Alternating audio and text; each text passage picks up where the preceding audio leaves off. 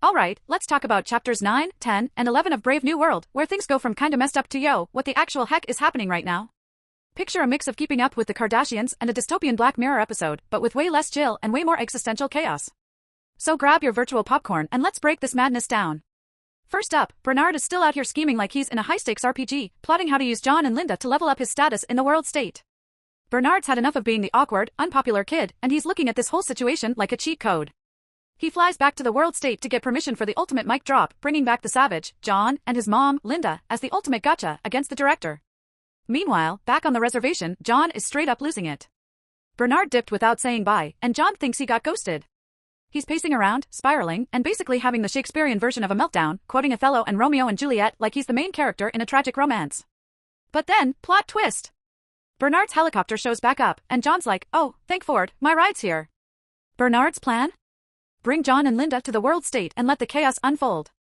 Bernard's serving petty revenge realness, but let's be honest, this is gonna backfire on him so hard it'll make a boomerang jealous.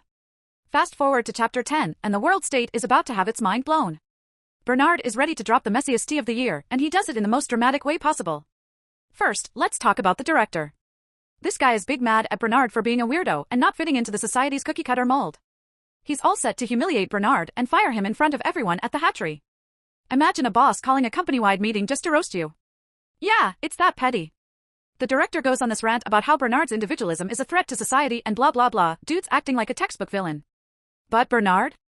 He's got receipts. He strolls in like, oh, you think I'm the problem? Let me introduce you to your long-lost baby mama and son. And boom, out walk Linda and John. Linda's looking rough, let's be real. Life on the reservation aged her like a banana left in the sun, and everyone in the room is straight up gagging because they're not used to seeing someone who isn't perpetually young and flawless. The director tries to keep his cool, but then John walks in and pulls the ultimate anime-style I am your son moment. The room collectively gasps louder than an audience at a talent show finale, and the director looks like he's about to pass out. His whole reputation? Yeet head into the void. The aftermath is pure chaos. The director flees the scene like a kid getting caught cheating on a test, and Bernard? He's suddenly the man of the hour. People are treating him like he's the host of the hottest new reality show, and Bernard's loving it. The guy goes from zero to hero overnight, but you just know it's not gonna last. This is Bernard, after all, his vibes are as stable as a Jenga tower on a windy day. Meanwhile, Linda is living her best worst life. She's so happy to be back in the world state that she dives straight into an endless soma coma. She's popping pills like they're candy at a Halloween party, and honestly, it's kind of sad. She's been through so much, and now she just wants to escape reality entirely. The world state doctors are like, let her do her thing. She's not hurting anyone, which is peak dystopian apathy. And then there's John. Poor, sweet John. He's finally in the world he's been dreaming about his whole life, but spoiler alert, it's not living up to the hype. The world state is shiny and high-tech and all that jazz, but it's also fake AF, and John's not here for it. Lenina, on the other hand, is still thirsting over John like he's the last bottle of water in the desert. She's been trying to flirt with him, but John's too wrapped up in his Shakespearean daydreams to notice. He's out here quoting sonnets while she's dropping hints like anvils, and it's honestly hilarious. Now let's jump to chapter 11, where the messiness goes full throttle. Bernard is soaking up his new celebrity status, throwing parties, and acting like he's the king of the world state. He's inviting all the big-name alphas to come gawk at John like he's an exhibit at a theme park. And John? He hates every second of it.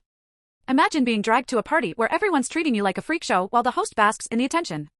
Yeah, it's not great. John starts dodging these events like he's Neo in the Matrix, refusing to play along with Bernard's clout-chasing antics. Meanwhile, Lenina's still trying to shoot her shot with John, and it's awkward as heck. She takes him to the feelies, which are basically movies but with added sensory effects, like you're feeling everything the characters do. The movie they see is peak cringe, a sappy romance with a side of unnecessary action. Lenina's vibing, but John's horrified. He's like, this is what you people call art, and storms out like a dramatic theater kid. Lenina's confused because, in her mind, the feelies are peak entertainment. She doesn't get why John's so mad, and honestly, neither does Bernard, because he's too busy riding his wave of popularity to care. But Bernard's cloud bubble is about to burst. The alphas who were hyped to see John are starting to lose interest because John refuses to play along. They're like, this guy's boring. He just quotes Shakespeare and broods a lot. Bernard's status starts tanking faster than a bad stock, and he's freaking out. The guy can't handle rejection, and it's painfully obvious. As for John, he's spiraling too. He's trying to reconcile the world he dreamed of with the fake, shallow reality he's living in. The world state is all about instant gratification, but John's out here looking for meaning and depth. He's realizing that this society, with all its tech and soma and feelies, is hollow AF. It's like buying the latest iPhone only to find out it doesn't come with a charger. So there you have it, Bernard's rise and fall, John's disillusionment, and Lenina's failed attempts at romance. These chapters are a whirlwind of drama, betrayal, and existential dread, and the vibe is only getting darker. Buckle up, because things are about to get even messier. Alright, squad, buckle up because chapters 12 and 13 of Brave New World are like when your favorite show hits that mid-season chaos arc, awkward love confessions, public meltdowns, and enough cringe to make your secondhand embarrassment go off the charts. Let's dive into this hot mess. So, Bernard? He's not doing so hot. Remember when he was living his best life, throwing parties, and basking in his 15 minutes of fame? Yeah, those days are over. Now that John's refusing to play along and act like the world's most exotic zoo animal, Bernard's popularity is nosediving harder than a failed TikTok dance trend. No one wants to hang with him anymore, and the guy is spiraling. He's throwing a party in chapter 12, and it's supposed to be this big deal because Helmholtz, his only actual friend, shows up. But plot twist, John is a no-show. Yep, John pulls the ultimate power move and locks himself in his room like an angsty teen. People are banging on his door, begging him to come out and give the world state elites a little Shakespearean flavor, but John's like, nah, I'm good. The crowd is pissed, Bernard is humiliated, and honestly? It's kind of hilarious watching Bernard crash and burn because, let's be real, the dude was getting way too cocky. While Bernard is over here crying about his social life, Helmholtz is having a glow-up. This guy has finally snapped out of the world state brainwashing and is starting to realize that he's wasted his life writing boring propaganda for a society that's all about soma and feelies. He wants to do something real, like write poetry that hits harder than a season finale twist. So when John finally lets him in, the two of them bond over their mutual hatred for the shallow, mindless society they're stuck in. And let me tell you, Helmholtz and John geeking out over Shakespeare is peak bromance energy. Helmholtz is hyped because John's favorite plays are all about passion, rebellion, and the big questions in life. But then John reads him a passage from Romeo and Juliet, and things get awkward. It's that part where Juliet's parents are forcing her to marry Paris, and John's pouring his heart into the reading like he's auditioning for Broadway. Helmholtz, on the other hand, can't stop laughing. He's like, wait, people actually used to get mad about arranged marriages? That's hilarious. To be fair, in the world state, nobody even knows what marriage is, so Helmholtz's reaction makes sense. Still, John is not amused. He's looking at Helmholtz like, how dare you clown on my boy Shakespeare? Now, let's talk about Lenina. Oh, Lenina. Our girl is in her feelings, and it's all about John. She's been thirsting over him since they left the Savage Reservation, but John's not making things easy. Lenina is used to dudes throwing themselves at her, because that's literally how their society works, but John? He's on a whole different wavelength. The guy is too busy quoting Hamlet and having existential crises to notice her hints, and it's driving her nuts. By the time chapter 13 rolls around, Lenina is fully convinced she just needs to make the first move. She's like, screw subtlety. I'm just gonna lay it all out there. So she goes to see John, and at first, it's kind of cute. She's nervous, he's awkward, it's giving rom-com vibes. But then she starts undressing, thinking this is what John wants, and that's when everything goes off the rails. John freaks out like she just tried to feed him pineapple on pizza. He's all, what are you doing? Have some respect for yourself. Lenina's standing there half-naked, totally confused, because in her world, this is normal. She doesn't get why John is acting like she just committed a crime. And here's the thing, John is into her. Like, really into her. But he's also a walking bundle of repressed emotions, Shakespearean ideals, and cultural confusion. He sees love as this sacred, poetic thing, while Lenina sees it as casual and fun. It's like trying to get someone who's all about Attack on Titan to vibe with My Little Pony. They're on completely different wavelengths, and it's a disaster waiting to happen. John starts ranting about how society has corrupted her and how he thought she was pure and perfect. It's giving major nice guy trademark energy, and it's not a good look. Then, just to make things worse, he drops the bombshell, I love you. But instead of it being romantic, it's more like a melodramatic outburst. Lenina, who's already feeling vulnerable and confused, tries to get away, but John loses it. He blocks her path, shouting about how she's a strumpet, seriously, who even uses that word anymore, and it's all kinds of toxic. Lenina finally manages to escape and locks herself in the bathroom, and honestly? Good for her. John is out here acting like the world's most dramatic theater kid, and she does not need that energy. While she's hiding, John gets a call saying his mom, Linda, is dying. And just like that, the vibe shifts completely. John rushes to the hospital, leaving Lenina behind, and the chapter ends with everyone in shambles. Bernard is still sulking about his ruined reputation, Helmholtz is laughing at the wrong moments, Lenina's having a full-blown emotional crisis, and John is about to face one of the most heartbreaking moments of his life. It's messy, chaotic, and honestly, totally on brand for this wild ride of a book. So there you have it, chapters 12 and 13, where love gets messy, friendships get complicated, and everyone's dealing with more drama than they signed up for. The stakes are getting higher, and you just know the next chapters are gonna bring even more chaos. Stay tuned, because it's only gonna get wilder from here. Alright, y'all, buckle up because chapters 14, 15, and 16 of Brave New World are straight up wild. Imagine a soap opera with existential dread, cult-like vibes, and a protagonist losing his grip on reality. It's messy, chaotic, and honestly, kind of lit if you're into dystopian train wrecks. First, we've got John rushing to the hospital to see Linda, who's not just dying, she's practically comatose from an all-you-can-eat buffet of soma. He's hoping for some heartwarming mother-son bonding, but nah, this is the world state. There's no time for feelings here. The nurses are annoyed that John's crying because, apparently, being emotional is as taboo as wearing socks with sandals. Meanwhile, a group of little kids on a death conditioning field trip is treating Linda's deathbed like a playground. They're running around, making noise, and asking John why his mom looks so crusty. It's darkly funny but also totally depressing. John tries to talk to Linda, but she's too far gone. She's tripping so hard on Soma that she thinks he's Pope, her old lover from the Savage Reservation. Ouch. She mutters Pope's name one last time, and that's it, she dies, leaving John absolutely wrecked. The guy just wanted to say goodbye to his mom, but instead, he gets hit with a 1-2 punch of grief and rage. He's furious at the kids, the nurses, the entire world state system, and honestly? Same.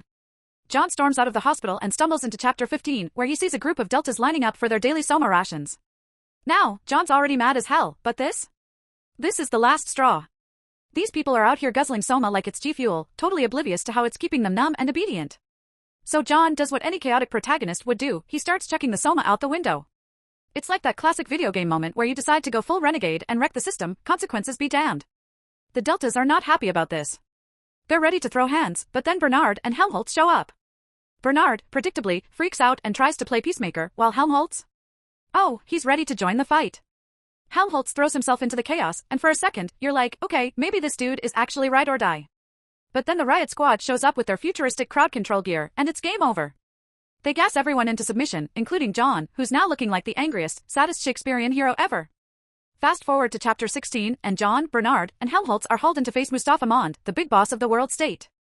This guy is like the final boss in a JRPG, super chill on the outside but packing some serious philosophical firepower.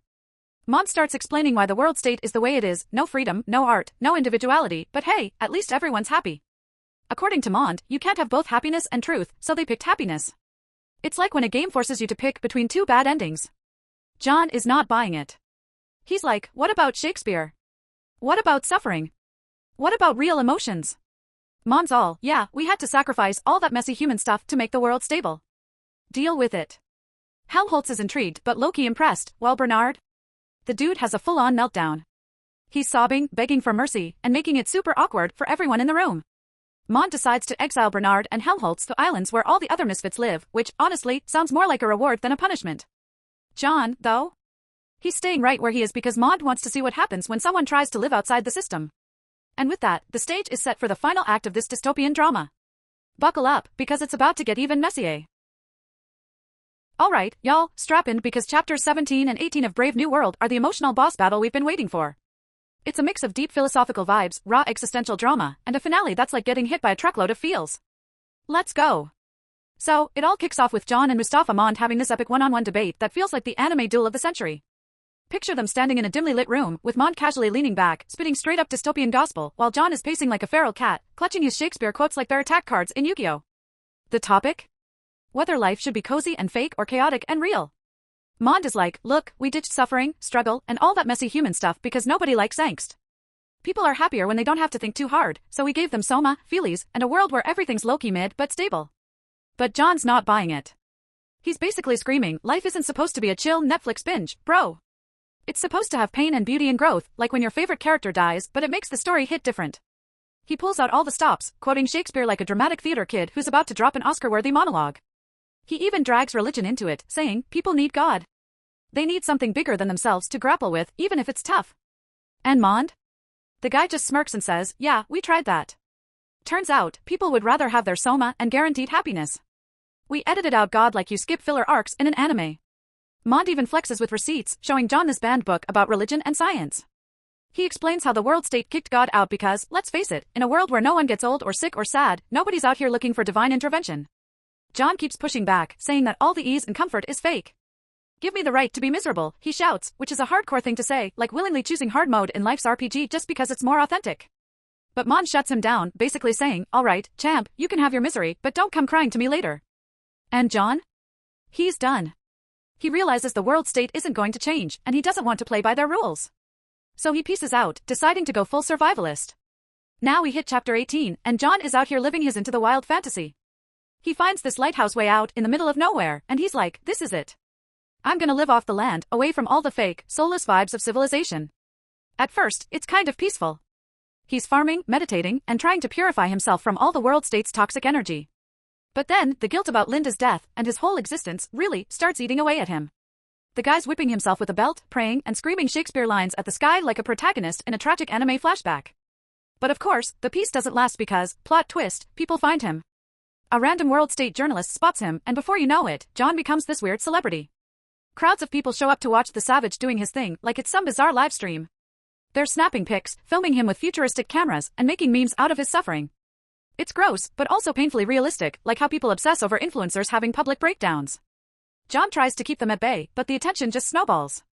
Lenina even shows up, and let me tell you, things go south. By now, John is so overwhelmed and broken that when Lenina tries to approach him, he snaps. He starts calling her names, shouting about how she's a symbol of everything wrong with the world state, and honestly, it's heartbreaking because Lenina clearly doesn't understand why he hates her so much. She's just as much a victim of this society as he is.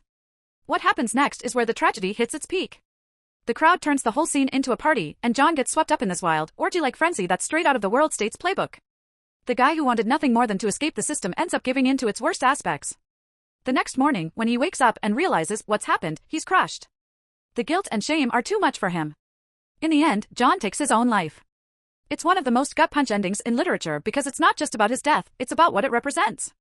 John was the one person who tried to stand up against the world state's artificial happiness, but the weight of it all broke him. His death is a haunting reminder that in a world that crushes individuality, even the strongest spirit can't survive. So there you have it. Brave New World ends on a bleak, soul-crushing note, but it's also a wake-up call. Huxley's basically saying, hey, don't trade your humanity for comfort. It's not worth it. It's heavy stuff, but also, it hits different in the best way.